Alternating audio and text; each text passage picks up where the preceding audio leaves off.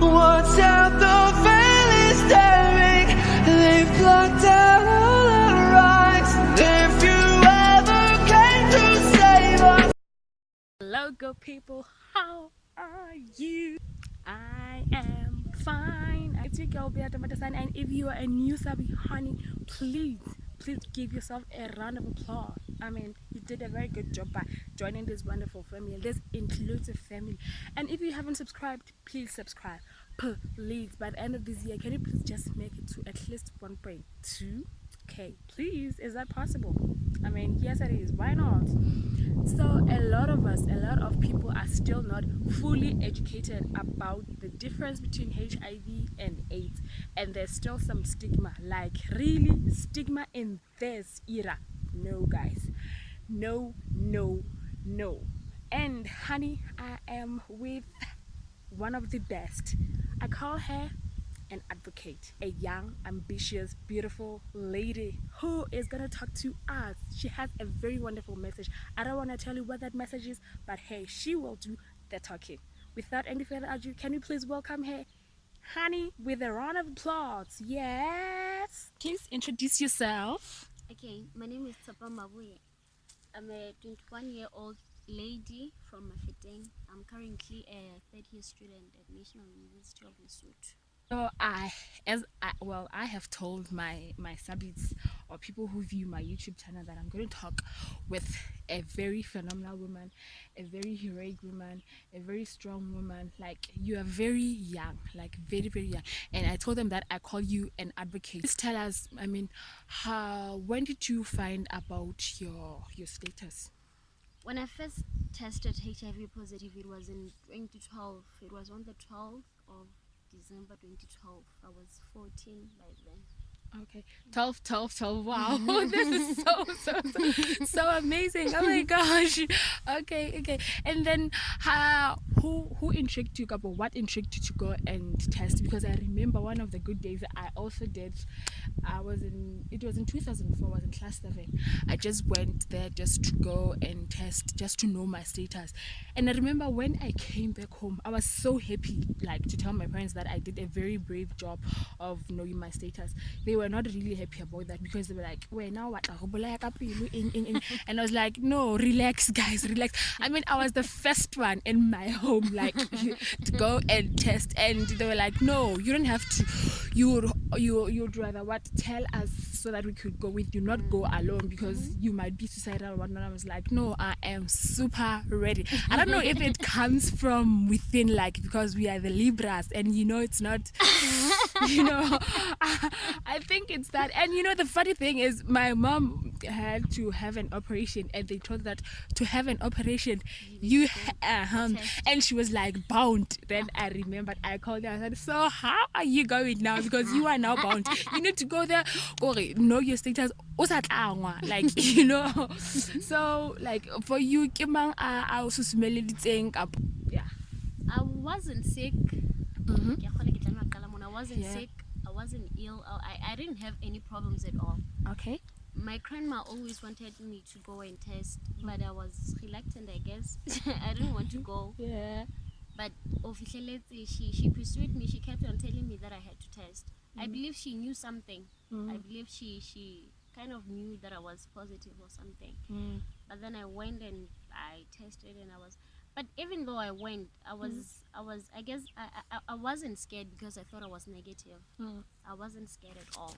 So I went and tested, and that's when I discovered that I was HIV positive. Okay. And then please take us through that journey, like, from 12 up until now. Like, how has it been, I can't say it was an easy journey. It wasn't. I had to go through a lot. Like, I had to go through a lot of challenges. Stigma, discrimination, rejections, you name them all. When I was in Form C, I was stigmatized by my classmates. I had to go for my medication refill. So I had to leave my school bag behind and then go to the clinic and then come back.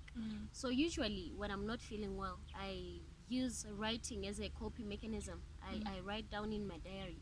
So I forgot that I had left my diary in my school bag. And then they found it. I don't know what they were doing in your in bag, my bag. yeah, invading your But privacy. they got hold of it, and then they started reading everything, including my HIV status. It wasn't easy at all. Yeah. Then people started talking around campus. Everyone started knowing that I was HIV positive, and by then I wasn't ready to disclose my status. Yeah. I wasn't ready to face everything that comes with disclosing. Yeah. I wasn't physically, emotionally, and psychologically ready. I wasn't ready at all. And from there, I guess it had to. I also my academic grades, they also dropped Yeah. because I yeah. couldn't focus. It was just Hectic. it was just way too hard for me to cope. Yeah. I even tried committing suicide several times. Yeah. I guess more than 5 times, Yeah.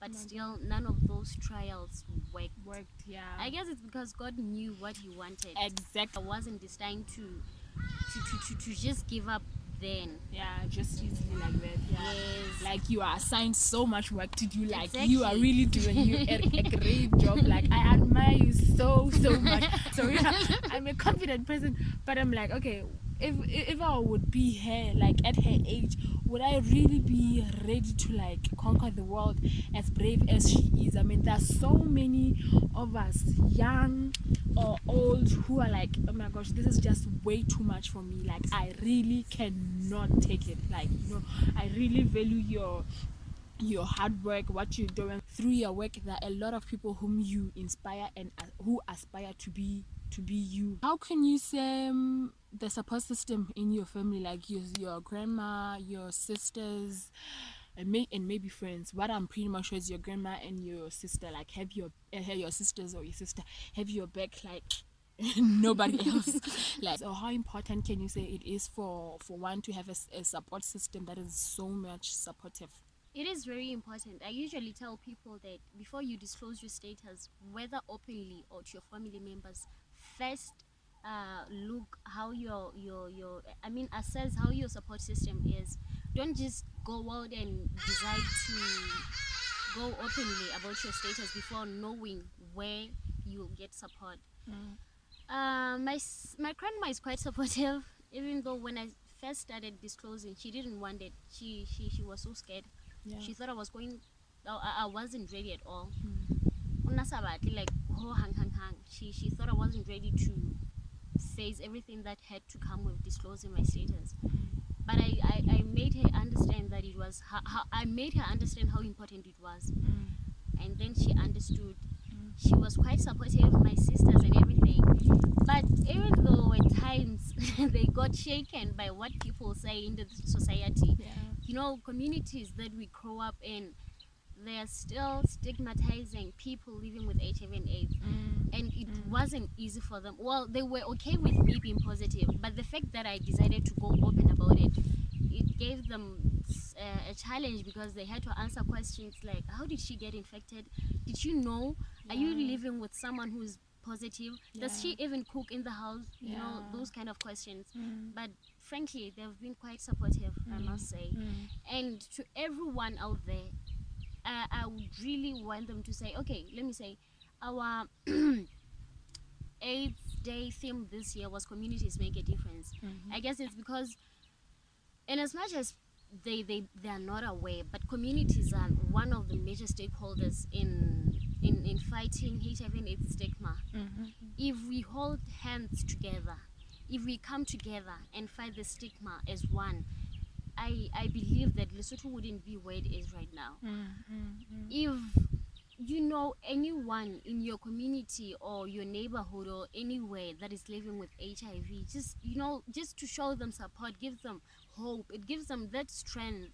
Even in the evening when they have to go for their medication, you know, they have that thing that at least someone cares for me. So the support really does a lot for us. It does. Well, the support in a sense that yes, we need to be supported, not to be felt pity for. That there's a difference between being supported and being felt pity for. Yes. Okay, so when did you like say wake up and I'm like, okay, I really want to disclose my status? Because I know there's those other people who are like HIV positive and they're like, I want to disclose my status, but I really don't know where to start. Like, I don't know where to start. Like, how would you advise them, or like how, or please tell us firstly, how did you like go about it? Yeah. I always wanted, in fact, I think it started early 2017. It's because I think I came across a lot of people who went who didn't accept their status, and I saw how much it affected them. So I knew how much pain I went through. So I didn't want every youth to go exactly through what I went through. So I kept telling my family members that I wanted to disclose. Like I said, they thought I wasn't ready, and I think they were just scared for me. I mean, they knew how discriminative and stigmatic people are. And then in 2017, and it was around July, I went to go to London. I had to go to London to represent all young people living with HIV and AIDS. And I had to attend a round table where Prince Harry was there and Professor Peter Piot. So when we went to London, I met this young lady from Botswana. She's quite my inspiration. She is. Her name is Tlotlo Moilwa. Okay, yeah, I know her. She inspired me a lot. Yeah. We bonded right away. Like, we just bonded like that. And she's also Libra, but I've discovered, yeah. Yes, she is. Yeah. So when I met her, she told me what she does. And then I think I got, it was something that was still within me that I wanted to disclose. And then I met her, and then I saw the work that she does. She was disclosing on social media, radio platforms, and all other media platforms. And then I decided that if a young lady from Botswana can do this, why can I do this? I mean, it's something that I always wanted to do. I guess she's one of the people who really inspired and motivated me to come open about my status. And one other thing is, when I left Lesotho, I was given a speech to present when I got to UK, and it had nothing to do with my HIV status. So it was quite challenging because I had to talk in general. I wasn't going to talk about saying okay, I wasn't going to say I know this because it's something I went through. I was just going to say, okay, people living in South Africa living with HIV and AIDS go through this, but they wouldn't understand that because it was as if I was just there to represent them, not that I also went through that. So I guess I decided that these people won't understand what I'm talking about if I'm not going to say I know it, I've lived it. So that's when I decided to go open about my HIV status. Wow. Like, how has the journey of using the jelly tarts been? Like, have you always been like trustworthy to them? If not, like, what were the challenges that you faced? I haven't been trustworthy. Yeah. It's quite shameful for me now to talk about it. I get you. Like I said, it wasn't easy for me to accept my status. When I first started taking the art treatment, I went and then I started taking it for something like a month. And then you know, when you start taking the medication, there are side effects that comes with it. I would sometimes feel nauseous and sometimes feel tired, dizzy, sleepy, and all that. And then I decided that, you know what, if I lived all these years and I was still positive, I still survived, and they want to introduce these new jelly thoughts to me now into my life, but I still survived, so why should I be in this treatment? And then I decided, you know what, I'm just going to cut this. I'm not going to take this. And then I stopped taking the treatment, but no one knew at home. I still went for my checkup as usual. I still went to go do the medication refill. I still did everything that I had to do, but no one knew that I kept them. I didn't use them at all. But as time went on, I had to go for my blood. I mean, we go for our checkups every month again. So I had to go and draw blood so that there could be assessed whether my viral load or CD4 count was still in good conditions. So when I got there, I discovered that my viral load was quite suppressed.